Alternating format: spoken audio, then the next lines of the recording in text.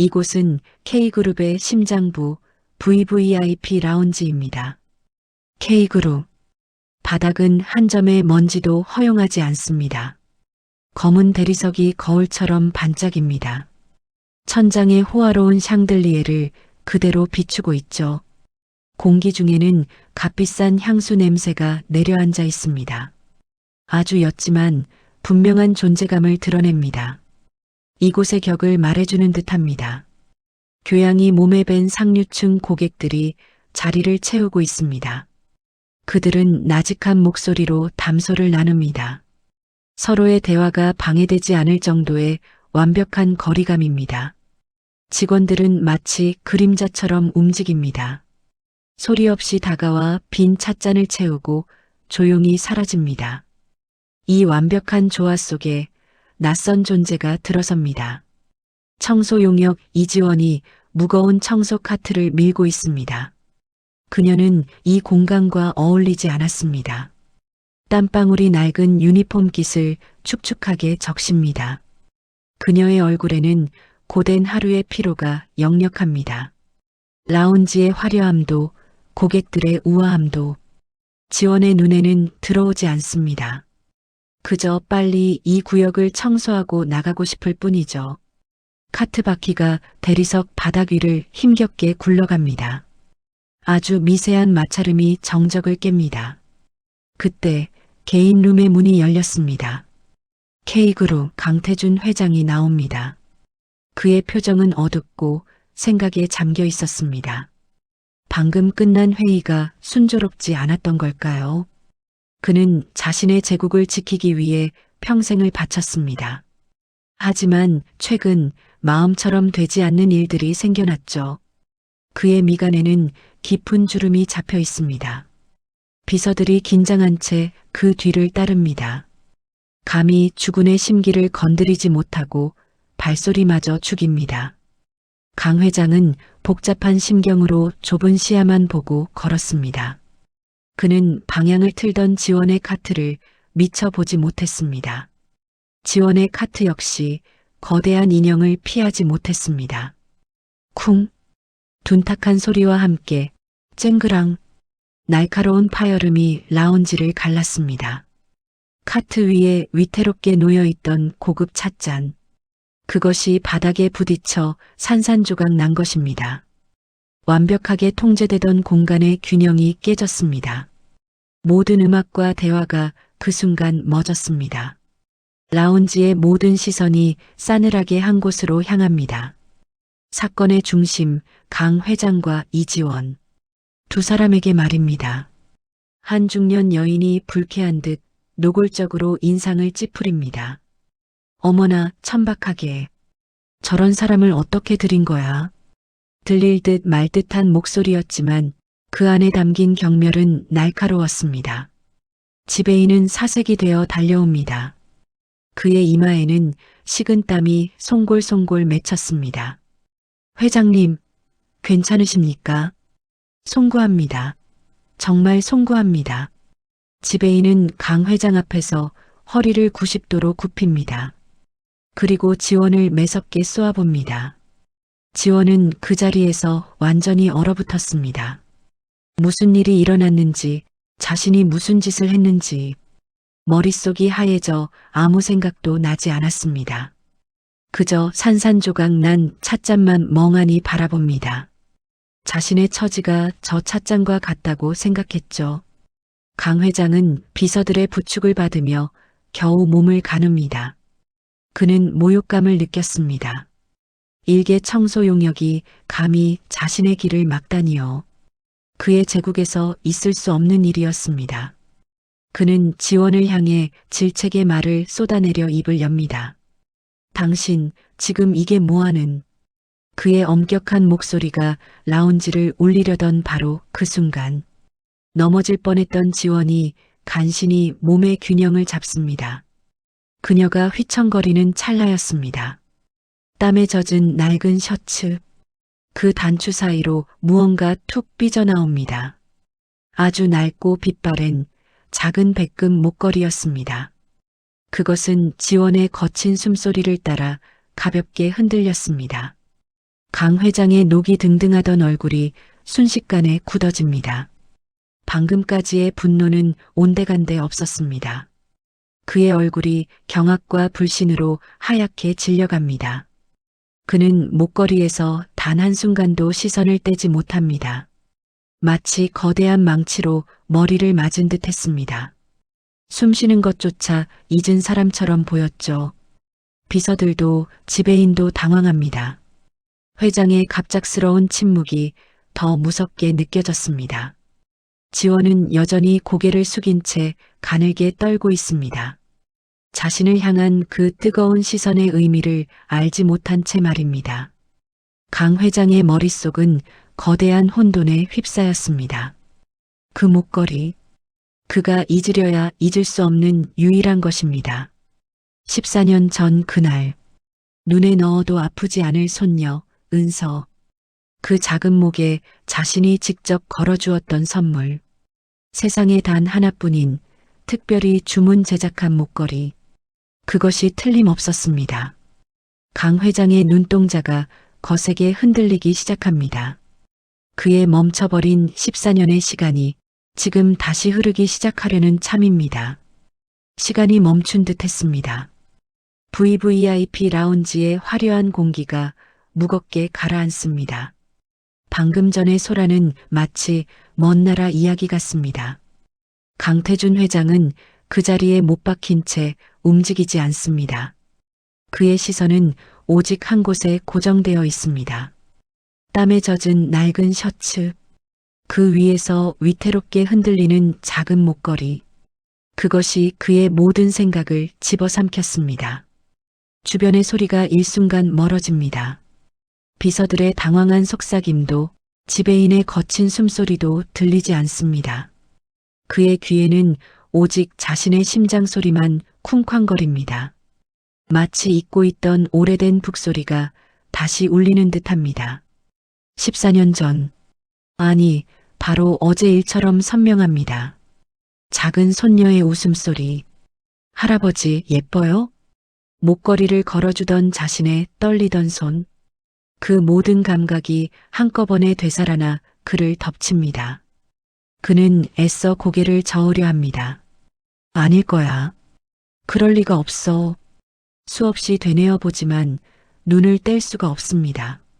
저 목걸이는 분명 은서의 것이었습니다. 자신이 직접 디자인하고 단 하나만 주문했던 것입니다. 저것이 왜 어째서 이런 곳에서 나타난단 말입니까? 그의 이성이 거부하는 사실을 그의 심장이 맞다고 소리치고 있었습니다. 이지원은 이 모든 상황을 알지 못합니다. 그저 숨죽인 채 엎드릴 듯 고개를 숙이고 있습니다. 그녀의 어깨가 가늘게 떨려옵니다. 자신을 향해 쏟아지는 싸늘한 시선들이 느껴집니다. 분노, 경멸, 그리고 짜증. 하지만 그 중 하나가 유독 뜨겁다는 것을 깨닫습니다. 마치 불에 데인 것처럼 따가운 시선입니다. 그것은 바로 강 회장의 것이었습니다. 그녀는 생각합니다. 이제 모든 게 끝이구나. 저렇게 비싼 찻잔을 깼으니 일자리는 물론이고 막대한 배상금을 물어야 할지도 몰라. 눈앞이 캄캄해집니다. 아픈 동생의 얼굴이 눈앞을 스쳐갑니다. 그녀는 자기도 모르게 가슴팍을 움켜쥐었습니다. 낡은 셔츠 속 목걸이가 그녀의 손안에 잡힙니다. 그것은 그녀가 가진 유일한 희망이자 기댈 곳 없는 세상의 마지막 부적이었습니다. 그녀의 작은 움직임이 강 회장의 눈에 들어옵니다. 마치 마지막 확인 사살을 당한 기분입니다. 그의 호흡이 가빠지기 시작합니다. 지배인은 이 숨막히는 침묵을 견딜 수 없었습니다. 그는 회장의 분노가 자신에게 향할까 두려웠습니다. 회장님, 당장 저 여자를 끌어내겠습니다. 감히 회장님의 귀한 시간을. 지배인이 지원의 팔을 거칠게 붙잡으려던 순간 그만둬. 얼음장처럼 차갑고 가늘게 떨리는 목소리가 울렸습니다. 강 회장이었습니다. 지배인의 손이 공중에서 어색하게 멈춥니다. 라운지에 있던 모든 사람들이 자신의 귀를 의심했습니다. 강 회장은 천천히, 아주 천천히 지원을 향해 다가섭니다. 비서들이 황급히 그를 부축하려 했지만 그는 손짓으로 그들을 물렸습니다. 그의 발걸음은 무거웠습니다. 마치 거대한 진실을 향해 걸어가는 순례자처럼 보였죠. 그가 지원의 바로 앞에 섰습니다. 지원은 자신을 가리는 거대한 그림자에 숨이 멎을 것 같았습니다. 그녀는 두려움에 질려 감히 고개를 들지 못합니다.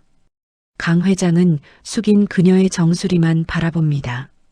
온갖 감정이 그의 얼굴을 스쳐 지나갑니다. 분노, 슬픔, 그리움, 그리고 지독한 혼란. 그는 묻고 싶었습니다. 그 목걸이는 어디서 났느냐고. 내가 혹시. 하지만 목구멍이 타들어가는 듯 말이 나오지 않았습니다. 대신 전혀 예상치 못한 말이 튀어나왔습니다. 고개 들어. 명령이었습니다. 하지만 그 목소리에는 차마 감추지 못한 절박함이 묻어났습니다. 지원은 망설였습니다.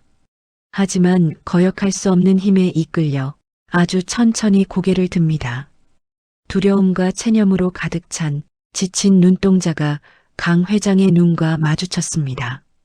그 순간 강 회장의 동공이 거세게 흔들렸습니다. 그 얼굴, 피로와 세월에 지쳐 있지만 그 안에 희미하게 남아있는 그날의 흔적. 자신의 아들을 그리고 14년 전 잃어버린 그 아이를 닮은 모습. 강 회장은 비틀거렸습니다. 그는 옆에 있던 비서를 붙잡고 겨우 몸을 지탱했습니다. 그리고 모든 사람들을 다시 한번 충격에 빠뜨릴 명령을 내립니다. 당장 내 집무실로 저 여자를 데려와. 육중한 원목 문이 닫히자 세상의 모든 소리가 등 뒤로 사라졌습니다. 그곳은 강태준 회장의 집무실이었습니다. K그룹이라는 거대한 제국을 움직이는 심장부죠. 하지만 그곳은 VVIP 라운지와는 또 달랐습니다. 사람의 온기라곤 느껴지지 않는 차갑고 거대한 권력의 공간이었습니다. 방의 3면이 통유리로 되어 있었습니다. 그 아래로 도시의 풍경이 장난감처럼 펼쳐집니다. 모든 것을 발 아래에 둔 왕의 시선입니다. 방 한가운데에는 축구장만 한 책상이 놓여 있습니다. 그 위에는 서류 한 장 없이 깨끗합니다. 이곳의 주인은 서류에 얽매이지 않는다는 뜻이겠죠. 공기 중에는 묵직한 가죽과 오래된 나무 냄새가 났습니다. 이지원은 그 거대한 공간 한가운데에 마치 죄인처럼 서 있었습니다. 그녀의 낡은 작업화가 값비싼 페르시아 양탄자를 더럽히는 것 같았습니다. 그녀는 감히 고개를 들 수 없었습니다. 자신이 뿜어내는 땀 냄새가 이 완벽한 공간을 오염시키는 것만 같아 숨이 막혔습니다. 라운지에서 끌려오다시피 한 비서들의 거친 손길이 팔에 아직도 아프게 남아 있었습니다. 강 회장은 그녀를 그곳에 세워두고 창가로 걸어갔습니다. 그는 도시를 내려다보는 듯 했지만 그의 시선은 아무것도 담고 있지 않았습니다. 그의 뒷모습은 평소처럼 굳건했지만 미세하게 떨리고 있었습니다. 그것은 분노의 떨림이 아니었습니다. 거대한 파도에 휩쓸린 사람의 떨림이었죠. 김 비서는 문가에 그림자처럼 서 있습니다. 그는 수십 년간 강 회장을 보좌해 왔습니다. 14년 전 그 끔찍한 사고가 있던 날도 그는 회장의 곁을 지켰습니다. 그는 압니다. 지금 회장의 상태가 얼마나 위태로운지를요. 그는 감히 숨소리조차 내지 못했습니다. 강 회장의 머릿속은 지옥이었습니다. 은서, 나의 은서. 그 이름 하나가 그의 모든 것을 뒤흔들고 있었습니다. 지난 14년 그는 단 하루도 손녀를 잊은 적이 없습니다. 세상의 모든 돈과 권력을 다 동원해 아이를 찾았습니다. 수백 번의 거짓 제보가 있었습니다. 그때마다 희망은 절망으로 바뀌었습니다. 그의 심장은 단단한 굳은 살로 뒤덮였습니다. 그런데 오늘, 바로 지금, 저 낡은 목걸이가 그의 굳은 살을 찢어발겼습니다. 만약 이번에도 그는 더 이상 생각하고 싶지 않았습니다. 하지만 확인해야만 했습니다. 이지원은 이 무거운 침묵이 죽음보다 더 두려웠습니다. 차라리 소리를 지르고 욕을 하고 당장 해고해 주었으면 좋겠습니다. 그녀는 아픈 동생의 얼굴을 떠올렸습니다. 여기서 쫓겨나면 동생의 병원비는 어떡한단 말입니까? 그녀는 모든 것을 내려놓기로 결심했습니다. 무릎이라도 꿇자. 빌어야 한다. 그녀가 바닥에 주저앉으려던 바로 그 순간이었습니다. 강 회장이 천천히 몸을 돌렸습니다. 그의 얼굴은 창백하게 질려 있었습니다. 그는 지원을 바라봤습니다. 아니요, 그녀의 가슴팍을 꿰뚫어 보는 듯 했습니다. 지원은 자기도 모르게 셔츠 앞섭을 움켜쥐었습니다. 목걸이가 손안에서 단단하게 느껴졌습니다. 그것은 그녀가 기억하는 아주 어린 시절부터 항상 그녀와 함께했던 유일한 것이었습니다. 강 회장이 그녀를 향해 한 걸음 무겁게 발을 내디뎠습니다. 지원은 그가 자신을 때릴지도 모른다고 생각했습니다. 그녀는 공포에 질려 두 눈을 질끈 감았습니다. 하지만 아무 일도 일어나지 않았습니다. 대신 그녀의 머리 위로 낯선 목소리가 내려앉았습니다. 그 목걸이, 너무나 작고 갈라지는 목소리였습니다. 지원은 의아함에 감았던 눈을 떴습니다. 강 회장이 그녀의 코앞에 서 있었습니다. 그의 눈동자는 더 이상 분노로 불타지 않았습니다. 그 안에는 이해할 수 없는 슬픔과 간절함이 담겨 있었습니다. 그가 다시 한번 목이 메어 잠긴 목소리로 물었습니다. 그 목걸이, 어디서 났지? 그 질문은 두 사람의 멈춰버린 운명을 다시 움직이게 할 첫 번째 열쇠였습니다. 그 질문은 벼락처럼 집무실의 무거운 공기를 갈랐습니다. 이지원의 어깨가 흠칫하고 크게 떨렸습니다. 그녀는 자신이 무슨 말을 들었는지 이해하지 못했습니다. 해고, 배상, 그런 끔찍한 말들이 아니었습니다. 그저 아무도 관심 가질 리 없는 자신의 낡은 목걸이에 대한 질문이었습니다. 지원은 혼란스러운 눈으로 강 회장을 올려다봤습니다. 이 거대한 건물의 주인, 모든 것을 가진 이 남자가 왜 자신의 목걸이를 궁금해하는 걸까요?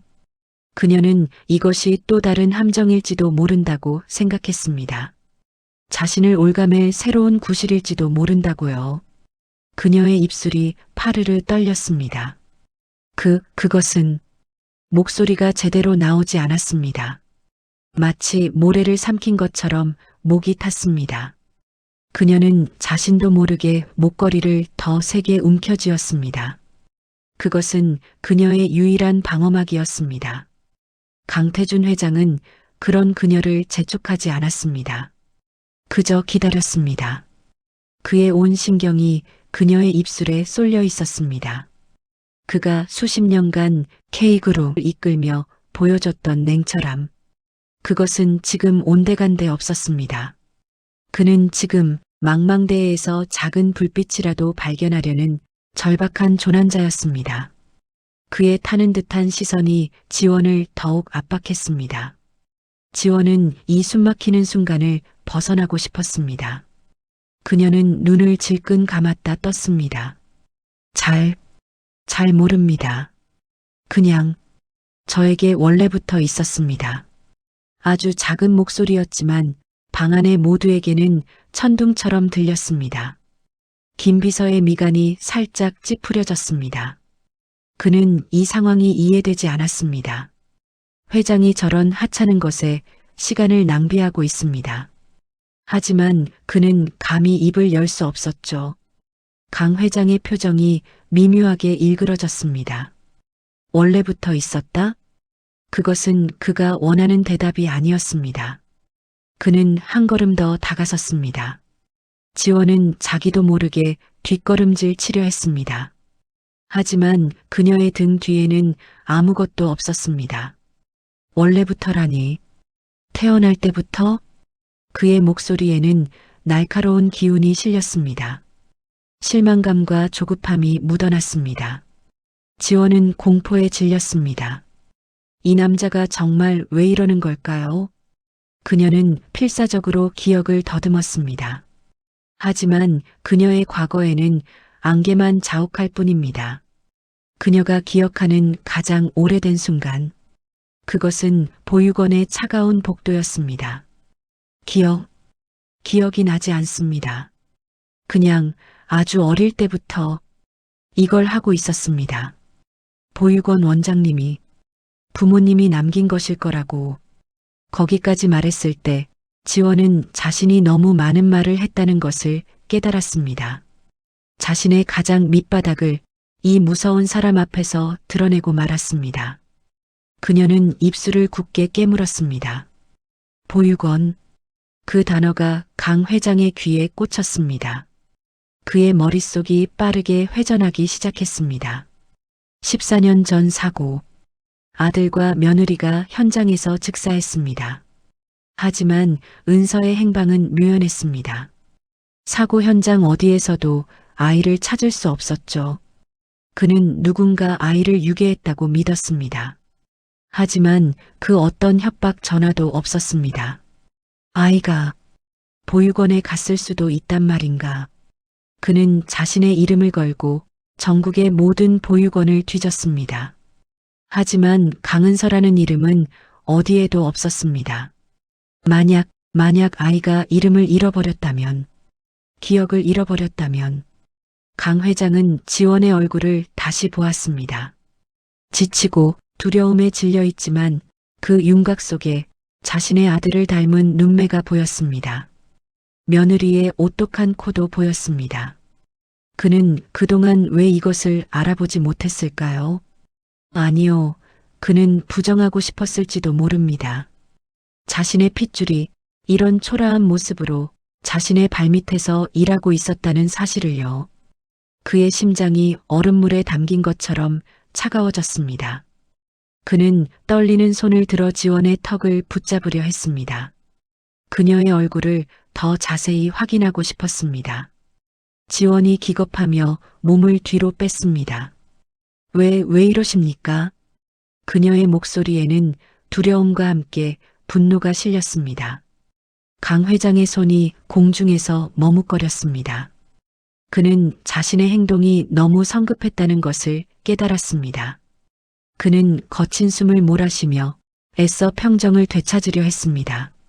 하지만 그의 눈동자는 여전히 격렬하게 요동치고 있었습니다. 그는 김 비서를 돌아봤습니다. 그의 목소리는 얼음장처럼 차가웠습니다. 김 비서, 네, 회장님. 지금 당장 이 여자의 모든 것을 알아봐. 태어난 곳, 자라온 보육원, 가족관계, 14년 전 기록까지 전부 다. 그것은 명령이었습니다. 지원의 운명을 송두리째 바꿀 거스를 수 없는 폭풍의 시작이었습니다. 김 비서의 손놀림이 바빠졌습니다. 그는 자신의 사무실로 돌아오자마자 전화기를 붙잡았습니다. 그의 얼굴은 평소와 같이 무표정했습니다. 하지만 굳게 담은 입술이 그의 비장한 심경을 보여주고 있었죠. 그는 K그룹 정보팀을 직접 움직였습니다. 이것은 회장의 특명이었습니다. 실수란 용납될 수 없었습니다. 이지원, 28살. 관련된 모든 자료, 지금 당장. 그의 목소리는 얼음처럼 차가웠습니다. 수화기 너머로 긴장한 목소리가 답합니다. 김 비서는 전화를 끊고 모니터를 켭니다.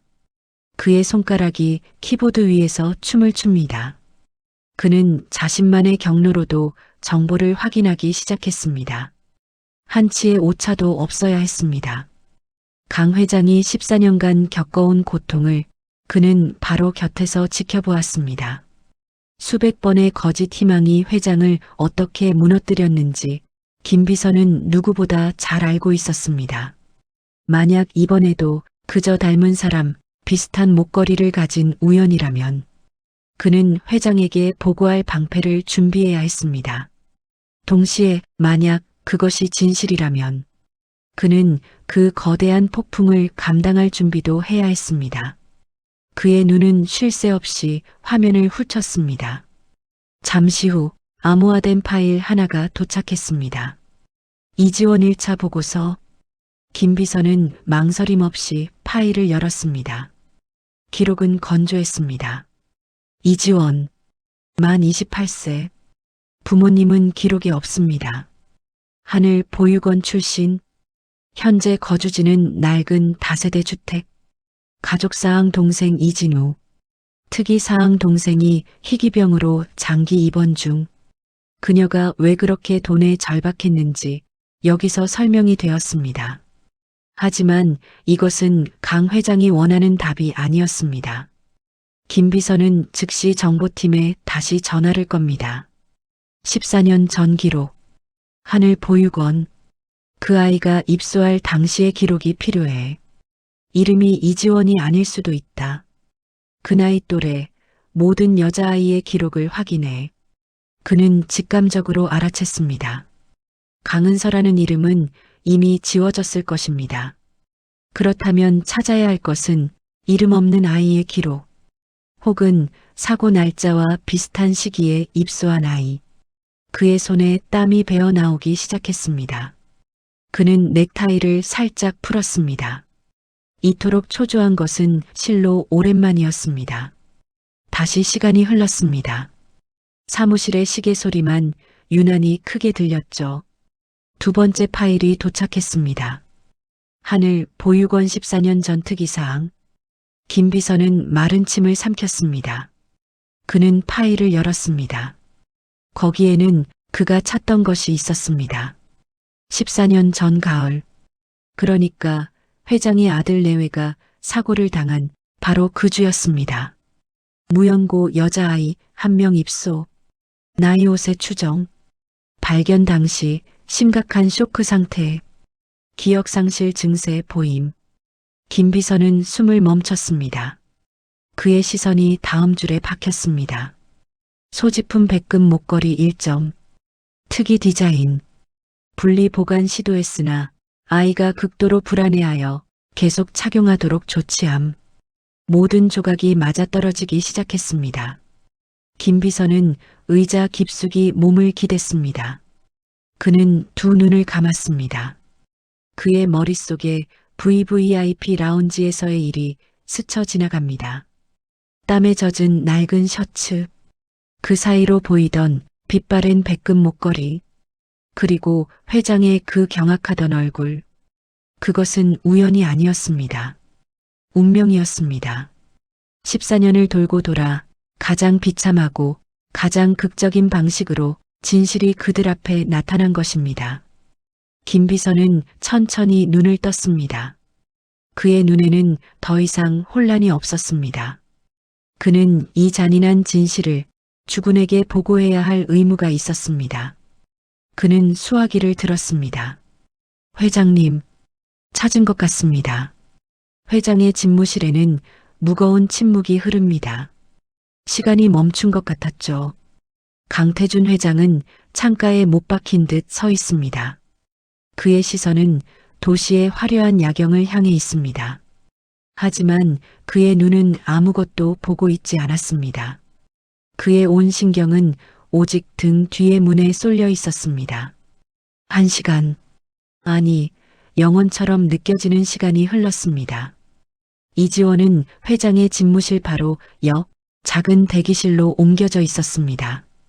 그녀는 자신이 왜 이곳에 있는지 알지 못합니다. 그저 차가운 가죽 소파에 앉아 자신의 손만 내려다볼 뿐입니다. 자신에게 닥쳐올 운명을 기다리는 죄수처럼요.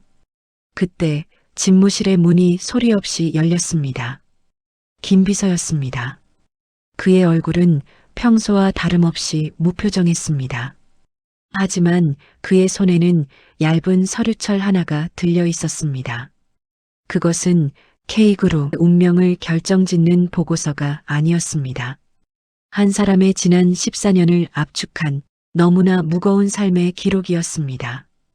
김 비서는 책상으로 다가가 서류철을 올려놓았습니다. 그는 주군을 기다렸습니다. 강 회장이 아주 천천히 마치 녹슨 기계처럼 몸을 돌렸습니다. 단 몇 시간 만에 그는 수십 년은 늙어버린 모습이었습니다. 핏발이 선 눈이 김 비서를 향했습니다. 그 눈은 묻고 있었습니다. 말해. 어서. 하지만 그의 입술은 차마 떨어지지 않았습니다. 희망이 또다시 절망이 될까봐 두려웠습니다. 김 비서는 이 순간을 위해 수십 년을 일해왔습니다. 그는 주군의 모든 기쁨과 슬픔을 함께했습니다. 하지만 지금은 그 어떤 위로의 말도 준비할 수 없었습니다. 그는 서류철을 열었습니다. 그리고 낮고 흔들림 없는 목소리로 보고를 시작했습니다. 회장님, 14년 전 가을 회장님 가족사고 현장 부근에서 5살 여자가 발견되었습니다. 강 회장의 어깨가 미세하게 움찔했습니다. 아이는 당시 심각한 쇼크 상태였습니다. 이름도 부모도 아무것도 기억하지 못했습니다. 그저 울고만 있었다고 합니다. 김 비서는 잠시 숨을 골랐습니다. 강 회장의 거친 숨소리가 방 안을 채웠습니다. 아이는 하늘 보육원으로 보내졌습니다. 거기서 이지원이라는 새 이름을 받았습니다. 은서라는 이름은 그 아이의 기억 속에서 완전히 사라진 것입니다. 강 회장의 주먹이 부들부들 떨렸습니다. 그는 책상 모서리를 붙잡고 겨우 몸을 지탱했습니다. 그는 묻고 싶었습니다. 그래서 증거는, 확실한 증거는 무엇인가? 김 비서는 그가 무엇을 원하는지 알고 있었습니다. 그는 서류의 마지막 장을 바라봤습니다. 입소 당시 아이가 가진 유일한 소지품이 있었습니다. 기록에 따르면 특이한 디자인의 백금 목걸이 한 점. 그것이 전부였습니다. 쿵! 강 회장의 무릎이 바닥으로 꺾였습니다. 그는 더 이상 서 있을 수 없었습니다. 거대한 제국의 황제가 한순간에 무너져 내렸습니다. 14년. 자신이 지옥 속을 헤맬 때 그의 핏줄은, 그의 단 하나뿐인 손녀는 그렇게 이름 없이 버려져 있었습니다. 자신의 발밑에서 자신의 건물을 청소하고 있었습니다. 김 비서가 황급히 다가가려 했지만 강 회장이 손을 들어 그를 막았습니다. 그는 짐승처럼 낮은 신음을 삼켰습니다. 계속하게. 김 비서는 차마 눈을 뜨고 보고할 수 없었습니다. 현재 동생 이진우와 함께 거주 중입니다. 동생? 강 회장이 처음으로 목소리를 냈습니다. 그것은 사람의 소리가 아니었습니다. 친동생은 아닙니다. 보육원에서 만난 사이입니다. 하지만 이지원 씨에게는 유일한 가족입니다. 현재 그 동생이 희귀병으로 장기 입원 중입니다. 강 회장의 고개가 번쩍 들렸습니다. 그의 눈에는 이제 슬픔이 아닌 다른 무언가가 타오르기 시작했습니다. 그는 비틀거리며 일어섰습니다. 그는 김 비서의 손에서 서류를 빼앗듯 거칠게 낚아챘습니다. 그의 눈이 병원비와 부채라는 단어에 멈췄습니다. 그의 손녀, 강은서가 자신에게 빚을 갚기 위해 온 것이 아니었습니다. 다른 생명을 구하기 위해 이곳까지 기어들어온 것입니다. 그는 인터폰을 향해 비틀거리며 걸어갔습니다. 그의 목소리는 쇳소리처럼 갈라져 나왔습니다. 거기 대기실에 있는 이지원 씨. 아니. 그는 잠시 말을 잇지 못했습니다. 지금 당장 내 차를 준비해. 병원. 그 아이 동생이 있다는 병원. 내가 지금 가야겠네. 작은 대기실의 문이 열립니다. 이지원은 화들짝 놀라 어깨를 떱니다. 김 비서가 그곳에 서 있었습니다. 어떤 감정도 읽을 수 없는 얼굴입니다. 따라오시죠. 그것은 부탁이 아닌 명령이었습니다. 지원의 다리에 힘이 풀립니다. 드디어 해고인가? 아니면 경찰서로 가는 걸까? 머릿속이 공포로 하얘집니다. 그녀는 묵묵히 김 비서의 뒤를 따릅니다. 소리 하나 나지 않는 푹신한 복도를 걷습니다. 회장 전용 엘리베이터 앞에 멈춰섭니다. 문이 소리 없이 열립니다. 그 안에는 강태준 회장이 이미 서 있었습니다. 그는 문을 등진 채 미동도 하지 않았습니다. 지원은 감히 그 안에 발을 들릴 수 없었습니다. 이곳은 회장만의 공간입니다. 자신 같은 사람이 들어올 곳이 아닙니다. 그녀가 망설이자 김 비서가 그녀의 등을 가볍게 밀었습니다. 타시죠. 지원은 비틀거리며 엘리베이터에 올랐습니다. 문이 닫힙니다. 세상과 격리된 좁은 상자 아닙니다. 오직 세 사람뿐입니다. 무거운 침묵이 감돕니다. 엘리베이터가 내려가는 미세한 진동만 느껴집니다. 지원은 감히 숨도 크게 쉬지 못합니다. 강 회장의 존재감이 마치 무거운 돌처럼 그녀를 짓누릅니다. 그녀는 거울처럼 반짝이는 벽면을 곁눈질합니다. 거기에 비친 회장의 얼굴. 그의 눈은 굳게 감겨 있었습니다. 분노가 아니었습니다. 그것은 말로 형용할 수 없는 깊은 고통이었습니다. 이해할 수 없는 그 표정이 지원을 더욱 두렵게 만듭니다. 엘리베이터가 지하 주차장에 도착했습니다. 띵! 맑은 소리와 함께 문이 열립니다. 검고 육중한 세단 한 대가 대기하고 있습니다. 운전기사가 뒷문을 열고 고개를 숙입니다. 강 회장이 먼저 움직였습니다. 그는 한마디 말도 없이 뒷좌석에 올랐습니다. 김 비서가 지원을 바라봅니다. 열린 뒷좌석 문을 턱짓으로 가리킵니다. 지원은 숨이 멎는 것 같았습니다. 뒷좌석? 회장님과 같은 자리에 앉으라는 것입니까? 저는 앞자리에. 그녀가 뭐라고 말하려던 순간 김 비서의 단호한 목소리가 들려옵니다. 타십시오. 거절할 수 없는 무게가 실려 있었습니다.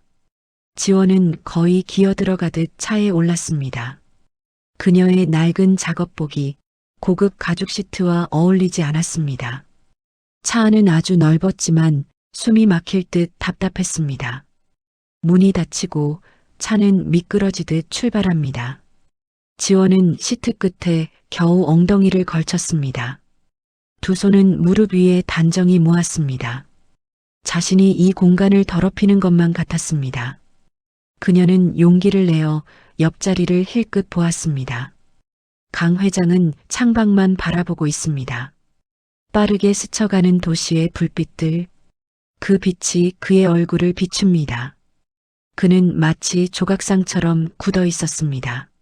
하지만 무릎 위에 놓인 그의 두 손, 그 손은 하얗게 질릴 정도로 세게 주먹을 쥐고 있었습니다. 지원의 심장이 발밑까지 떨어지는 듯합니다. 도대체 어디로 가는 걸까? 왜 나를 여기에 태운 걸까? 깨진 찻잔 때문이 아니었나? 모든 것이 혼란스럽습니다. 이것은 그녀가 감당할 수 있는 일이 아니었습니다. 저기, 그녀는 있는 힘을 다해 목소리를 냈습니다. 모기 소리만 한 속삭임이었습니다. 혹시 어디로 가시는 겁니까? 강 회장은 돌아보지 않았습니다. 대답하지도 않았습니다. 마치 지원이 그곳에 없는 사람처럼 그는 그저 창밖을 응시할 뿐입니다. 그의 침묵이 그 어떤 질책보다 더 무섭게 지원을 짓눌렀습니다. 지원은 더 이상 아무것도 물을 수 없었습니다. 그저 입술을 깨물었습니다. 두려움과 서러움에 눈물이 차오릅니다. 아픈 동생 진우의 얼굴이 떠올랐습니다. 오늘 저녁에 꼭 가겠다고 약속했는데 차는 화려한 도심을 벗어났습니다. 어둡고 낡은 골목으로 접어듭니다. 지원의 눈에 익은 풍경이 스쳐 지나갑니다. 그녀의 심장이 불안하게 뛰기 시작합니다. 설마, 이곳은 차가 속도를 줄입니다. 그리고 익숙하고 낡은 건물 앞에 멈춰섭니다. 한국종합병원. 간판에 불빛 몇 개가 꺼져 깜빡이고 있었습니다. 지원의 머릿속이 하얗게 비어버립니다. 진우, 어떻게, 이곳을 어떻게 안단 말입니까? 그녀가 생각할 틈도 없이 강 회장 쪽의 문이 열렸습니다. 그는 차에서 내렸습니다. 지원을 기다리지 않았습니다. 그저 병원 입구를 향해 무겁고 어딘가 절박한 걸음으로 걸어갔습니다. 김 비서가 지원의 문을 열었습니다. 내리시죠. 지원은 비틀거리며 차에서 내렸습니다. 그녀는 회장의 뒷모습을 보며 달려갔습니다. 저 멀고 먼 세계의 왕 같던 남자가 지금 진우가 있는 병원으로 들어가고 있습니다. 강 회장이 병원 자동문 앞에 섰습니다. 문이 열리고 소독약과 병원 특유의 냄새가 쏟아져 나옵니다. 그는 그 앞에서 잠시 멈췄습니다. 마치 보이지 않는 거대한 벽과 마주한 것처럼요. 그는 깊은 숨을 들이마셨습니다. 그리고 결심한 듯 안으로 들어섰습니다. 지원은 그 뒷모습을 보며 깨달았습니다. 이것은 우연이 아닙니다. 이 남자의 등장은 자신이 겨우 지탱해온 작은 세상을 송두리째 흔들러 온 것입니다. 강태준 회장의 구두 소리가 낡은 병원 복도에 울렸습니다. 그 소리는 이질적이었습니다. 이곳은 가난과 병든 자들의 공간입니다. 그의 구두는 그 모든 것 위에 군림하는 권력의 상징이었죠. 소독약 냄새와 뭐라 형용하기 힘든 불쾌한 냄새가 뒤섞여 그의 코를 찔렀습니다. 그는 평생 이런 공기를 마셔본 적이 없습니다. 이지원은 그의 뒤를 거의 뛰다시피 따랐습니다. 그녀의 심장은 갈비뼈를 부술 듯이 뛰었습니다. 도대체 왜 이곳에 온 것입니까? 자신이 아는 가장 무섭고 높은 사람이 자신이 지켜야 할 가장 낮고 연약한 곳으로 오고 있습니다. 그녀는 이것이 악몽이기를 바랐습니다. 혹시 진우에게 해코지라도 하려는 걸까요? 병원비를 내지 못했다고 당장 끌어내려는 걸까요? 온갖 끔찍한 상상이 그녀의 머릿속을 헤집었습니다. 마침내 익숙한 병실 문 앞에 섰습니다. 6인실. 문틈으로 희미한 신음소리가 새어나왔습니다. 지원은 자기도 모르게 회장의 앞을 막아섰습니다. 회장님, 저기, 진우는 지금 많이 아픕니다. 그녀의 목소리는 공포로 갈라져 나왔습니다. 강 회장은 그녀를 보지 않았습니다. 그저 굳은 얼굴로 문고리를 바라볼 뿐입니다. 그는 아무 말 없이 스스로 문을 열었습니다. 끽. 오래된 문이 소름 끼치는 소리를 냈습니다. 병실 안의 공기는 무겁고 탁했습니다. 환자들의 거친 숨소리와 간병인들의 뒤척이는 소리만 가득했습니다. 지원은 모든 것이 끝났다고 생각했습니다. 그녀는 눈을 감고 병실 안으로 뛰어들었습니다. 창가 쪽 가장 구석진 침대. 그녀의 세상 전부인 동생 이진우가 자고 있었습니다. 작은 얼굴은 핏기 없이 창백했습니다. 팔에는 링거 바늘이 꽂혀 있었습니다. 지원은 아이의 마른 이마를 짚었습니다. 그리고 본능적으로 마치 어미 새가 새끼를 품듯 동생의 침대를 가로막아 섰습니다. 그녀는 돌아서서 병실 문을 막아선 거대한 그림자를 노려봤습니다. 그녀의 눈에는 더 이상 두려움만 있지 않았습니다. 그것은 경계심이었고 자포자기한 자의 마지막 분노였습니다. 여긴 어쩐 일로 오셨습니까? 제발 아이는 건드리지 말아 주십시오. 강태준 회장은 병실 안에 차마 발을 들여놓지 못했습니다. 그는 문간에 두세 개의 경계선에 서 있었습니다. 그의 시선이 지원을 넘어 병실 내부를 훑었습니다. 창백하게 잠든 아이의 얼굴, 그리고 그 아이의 침대 옆, 아주 작은 협탁. 그 위에는 반쯤 먹다 남은 컵라면 용기 하나가 놓여 있었습니다. 아마도 지원의 저녁 식사였을 겁니다. 그 옆에는 낡아빠진 접이식 간이 침대가 벽에 기대어 있었습니다. 그녀가 매일 밤 잠을 청하는 곳이겠죠. 그 순간 강 회장의 머릿속에서 무언가가 끊어졌습니다. 14년. 자신이 잃어버린 핏줄. 자신의 단 하나뿐인 손녀가 이런 지옥도 같은 곳에서 살아왔습니다. 자신이 수조원의 제국 위에서 잠을 자는 동안 그의 손녀는 차가운 바닥에서 컵라면으로 끼니를 때웠습니다. 그의 가슴이 무너져 내리는 것 같았습니다. 그것은 슬픔이 아니었습니다. 그것은 지독한 수치심이었습니다. 자신에 대한 이 세상을 향한 끓어오르는 분노였습니다. 그의 눈이 침대 발치에 걸린 차트에 박혔습니다. 환자 이진우, 병명 희귀성 혈액질환. 그는 김 비서의 보고를 떠올렸습니다. 유일한 가족.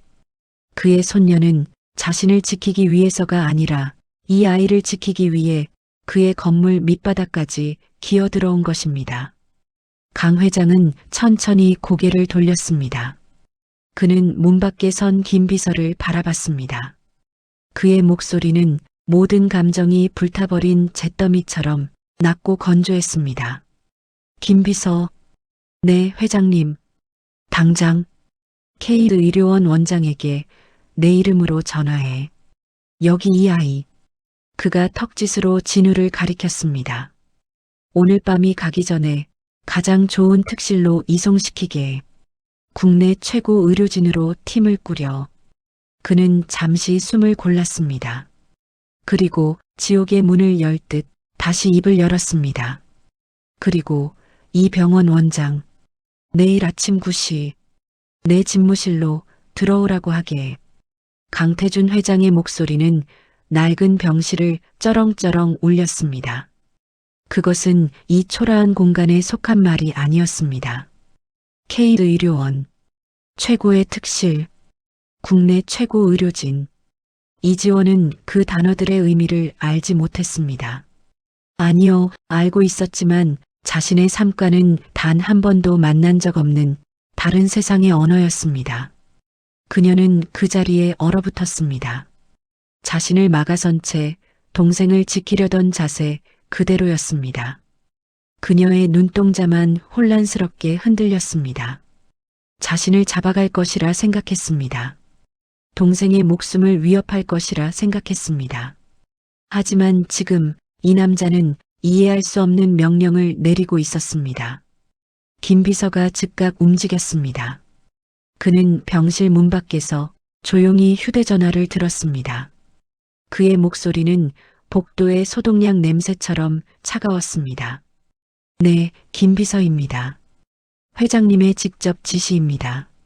네, 한국종합병원 602호 이진우 환자입니다. 오늘 밤 안으로 K의료원 VVIP 병실로 이송합니다. 최고 의료팀 지금 즉시 구성하십시오. 그의 말에는 어떤 망설임도 감정도 없었습니다. 그저 거대한 기계의 일부가 움직이는 듯 했습니다. 권력의 속도란 바로 이런 것이었습니다. 한 사람의 의지가 수많은 사람을 즉각적으로 움직이게 만드는 힘. 강 회장은 여전히 문간에 서 있었습니다. 그는 병실 안을, 그 지옥 같은 풍경을 자신의 눈에 새기고 있었습니다. 그의 시선이 다시 한번 협탁 위의 컵라면 용기에 머물렀습니다.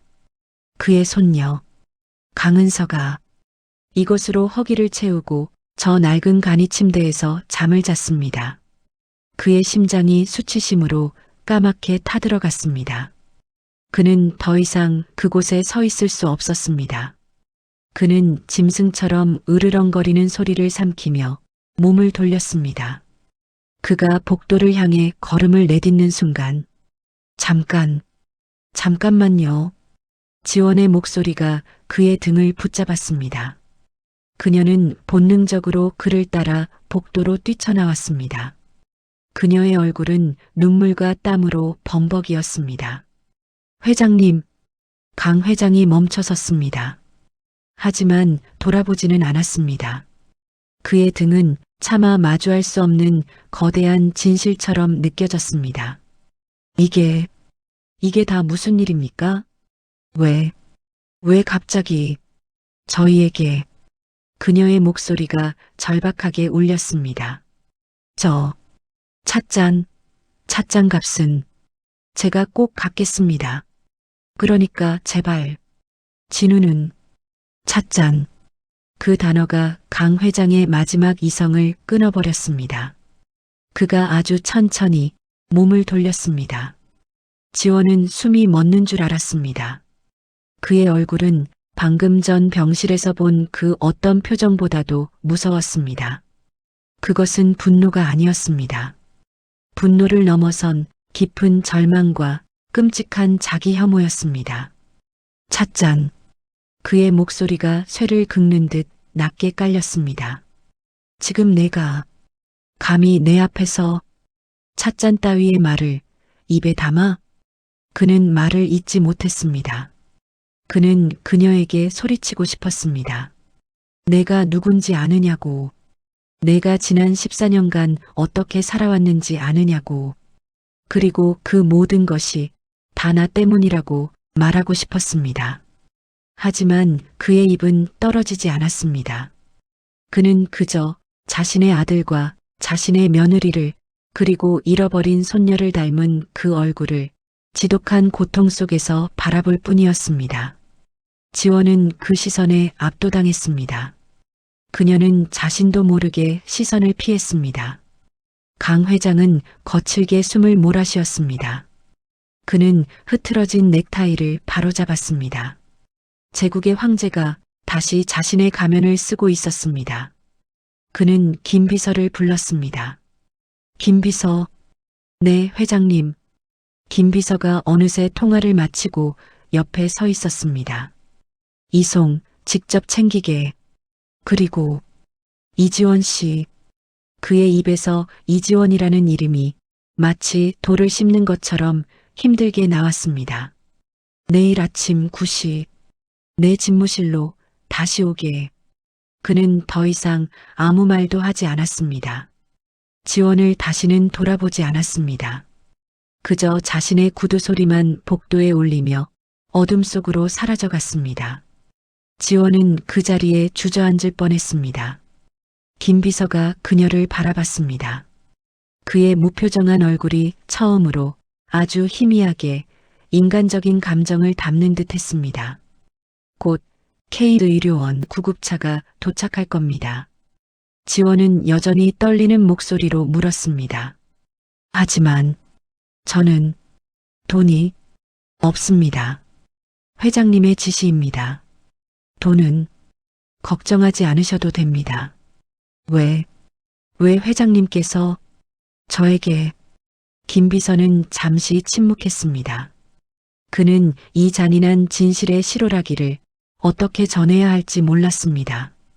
그것은 제가 답할 수 있는 질문이 아닙니다. 그가 고개를 병실 쪽으로 돌렸습니다. 우선 동생분의 짐을 챙기시는 것이 좋겠습니다. 새로운 병원에서는 이런 짐들이 필요하지 않을 테니까요. 김 비서의 시선이 지원이 들고 있던 낡은 담요에 머물렀습니다. 그날 밤 낡은 병원은 전례 없는 소란에 휩싸였습니다.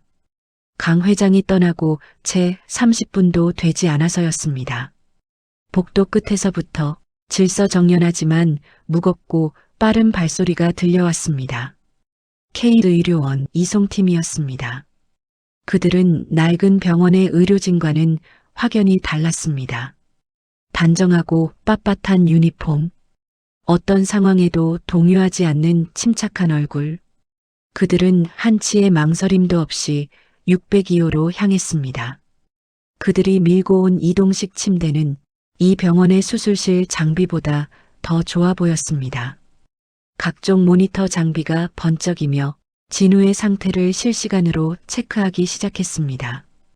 병실의 다른 환자들과 간병인들이 잠에서 깨어났습니다. 그들은 이 광경을 믿을 수 없다는 듯 바라봤습니다. 마치 드라마 촬영 현장을 보는 것 같았죠. 이지원은 그 모든 과정을 넋이 나간 채 지켜봤습니다. 그녀는 자신이 무엇을 해야 할지 몰랐습니다. 그저 동생의 낡은 담요와 몇 가지 옷가지를 담은 작은 가방을 부서질 듯 꽉 쥐고 있을 뿐이었습니다. 김 비서가 그녀의 곁에 조용히 서 있었습니다. 그는 이 모든 소동의 지휘자였습니다. 그의 눈은 한순간도 이송 과정을 놓치지 않았습니다. 환자 이동합니다. 팀장의 단호한 목소리와 함께 진우의 침대가 병실을 빠져나갔습니다. 지원은 자석에 이끌리듯 그 뒤를 따랐습니다. 복도를 지나 엘리베이터를 타고 병원의 후문으로 향했습니다. 그곳에는 그녀가 태어나서 처음 보는 거대한 구급차가 서 있었습니다. 그것은 구급차라기보다 움직이는 병실에 가까웠습니다. 차에 오르는 순간 지원은 다른 세계로 들어섰습니다. 내부는 환한 빛으로 가득했습니다. 온갖 종류의 최첨단 의료기기들이 조용한 소리를 내며 작동하고 있었습니다. 진우는 그 한가운데에 누웠습니다. 의료진이 일사불란하게 움직이며 진우의 몸에 새로운 장치들을 연결했습니다. 지원은 그들 사이에 끼어들 자리가 없었습니다. 그녀는 구석의 작은 의자에 겨우 몸을 구겼습니다. 김 비서가 앞좌석, 운전석 옆에 올랐습니다. 문이 닫히자 차는 어떤 흔들림도 없이 미끄러지듯 출발했습니다. 지원은 창밖을 보지 않았습니다. 그저 수많은 기계에 둘러싸인 동생의 창백한 얼굴만 바라봤습니다. 너무나 조용하고 너무나 빠르고 너무나 비현실적인 이동이었습니다. 얼마나 지났을까요? 차는 거대한 건물 안으로 들어섰습니다. 병원이 아니었습니다. 마치 최고급 호텔의 지하 주차장 같았습니다. 그들은 VVIP 전용 엘리베이터를 탔습니다. 엘리베이터는 최고층으로 향했습니다. 띵! 문이 열리자 지원은 숨을 멈췄습니다. 그곳은 병원 복도가 아니었습니다. 고급스러운 카펫이 깔린 조용하고 아늑한 호텔의 로비였습니다. 간호사 한 명이 환한 미소로 그들을 맞이했습니다. 이진우 환자님, 이쪽입니다. 그들은 하나의 병실 문 앞에 섰습니다. 문이 열렸습니다. 지원은 자신의 눈을 의심했습니다. 그것은 병실이 아니었습니다. 도시의 야경이 한눈에 들어오는 거대한 스위트룸이었습니다. 환자 침대조차 그녀가 일하던 VVIP 라운지의 가구보다 더 고급스러워 보였습니다.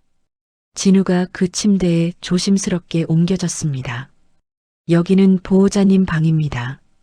간호사가 옆방의 문을 열었습니다.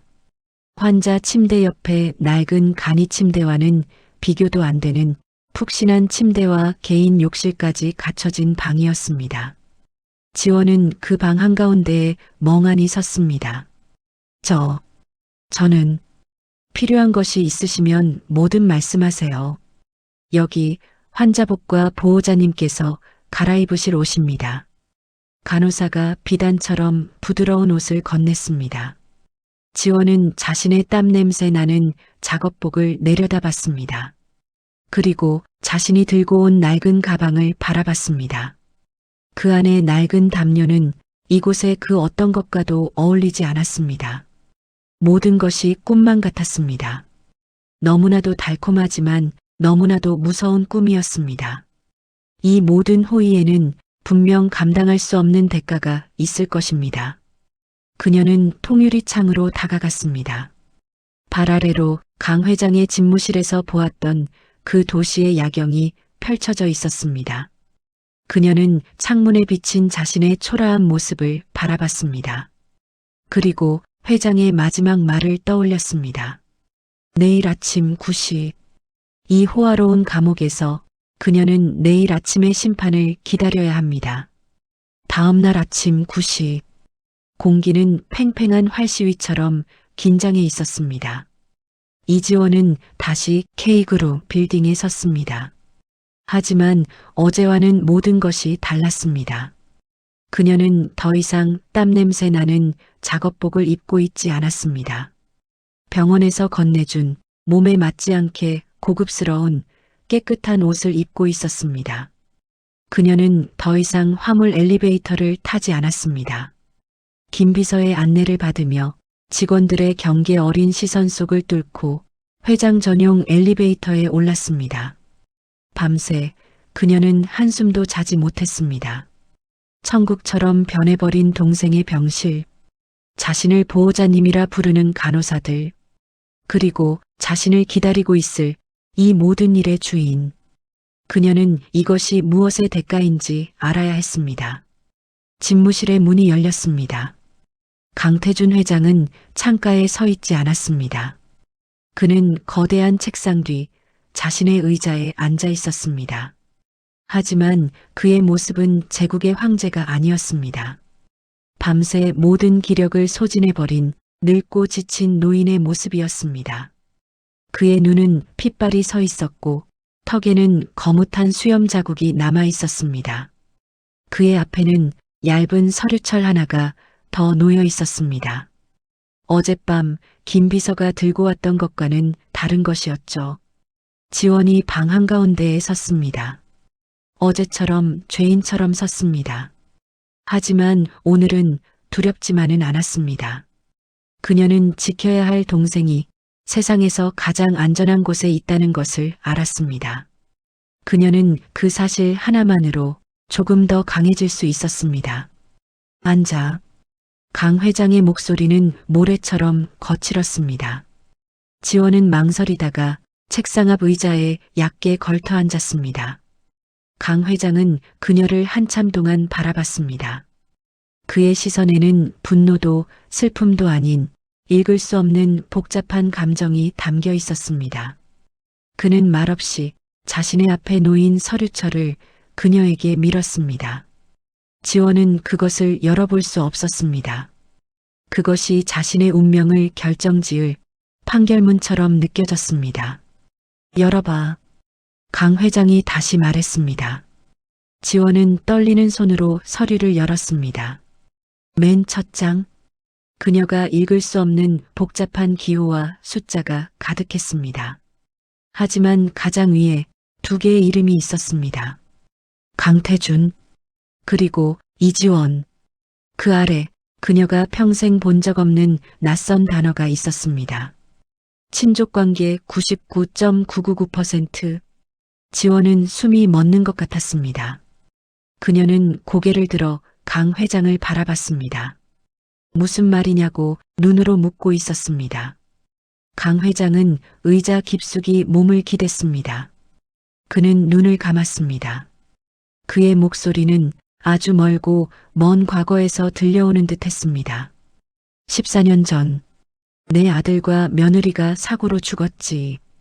그리고 5살짜리 손녀를 잃었다. 그가 천천히 눈을 떴습니다. 그의 붉게 충혈된 눈이 지원의 목에 걸린 목걸이를 향했습니다.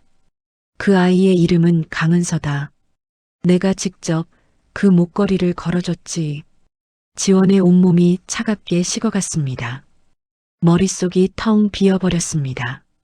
아닙니다. 그녀의 입에서 자신도 모르는 말이 튀어나왔습니다. 아니에요. 저는 이지원입니다. 저는 보육원 출신입니다. 그럴 리가 없습니다. 내가 그 아이야. 강 회장의 목소리는 단호했습니다. 사고로 기억을 잃고 이름도 잃고 그렇게 14년을 보낸 게야. 그는 말을 잇지 못했습니다. 지독한 죄책감이 그의 목을 졸랐습니다. 지원은 서류를 덮었습니다. 그녀는 자리에서 일어났습니다. 이것은 함정입니다. 이 거대한 부자가 자신을 농락하고 있는 것입니다. 저는 찻잔값을 갚으러 왔습니다. 진우를 그렇게 해주신 건 정말 감사합니다. 그 은혜는 제가 평생 일해서 갚겠습니다. 하지만 이런 장난은 치지 말아 주십시오. 그녀는 돌아서려 했습니다. 이 미친 공간에서 도망치고 싶었습니다. 은서야. 강 회장이 그녀를 불렀습니다. 그 이름에 지원의 발이 바닥에 얼어붙었습니다. 내가 너를 14년간 찾았다. 그리고 14년간 너를 알아보지 못했다. 내 발밑에서 내가 지옥을 사는 동안 나는 아무것도 몰랐다. 그는 일어서지 않았습니다. 그는 그저 무너진 왕자에 앉아 자신의 죄를 고백했습니다. 널 용서해달라고 하지 않겠다. 나를 할아버지로 받아달라고도 하지 않아. 하지만 이것 하나만은 알아둬라. 그의 목소리에 평생을 지배해온 자의 무게가 실렸습니다. 내가 이지원으로 살았던 어제는 끝났다. 오늘부터 너는 강은서다. 내가 원하든 원하지 않든 이곳이 너의 세상이다. 지원은 문고리를 잡은 채 굳어 있었습니다. 그녀의 등 뒤로 자신이 평생 모르고 살았던 잔인하고도 거대한 운명이 문을 열고 들어서고 있었습니다. 문고리를 쥔 이지원의 손이 하얗게 질려 있었습니다. 아니요, 이제 그녀는 더 이상 이지원이 아니었습니다. 강은서, 그 낯선 이름이 그녀의 어깨를 무겁게 짓눌렀습니다. 그녀의 등 뒤로 강태준 회장의 지친 목소리가 유령처럼 떠다녔습니다. 내가 원하든 원하지 않든 이곳이 너의 세상이다.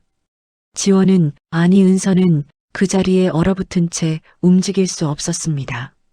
머릿속이 거대한 폭풍에 휩쓸린 듯 했습니다. 보육원의 차가운 복도, 동생 진우의 창백한 얼굴, 땀냄새 밴 청소 용역 유니폼, 그리고 지금 도시 전체를 발 아래에 둔 이 거대한 집무실, 이 모든 것이 한꺼번에 뒤엉켜 무엇이 현실인지 알 수 없었습니다. 그녀는 자신의 손을 내려다봤습니다. 거칠고 굳은 살이 박인 손이었습니다. 이 손이 K그룹 상속녀 강은서의 손이란 말입니까?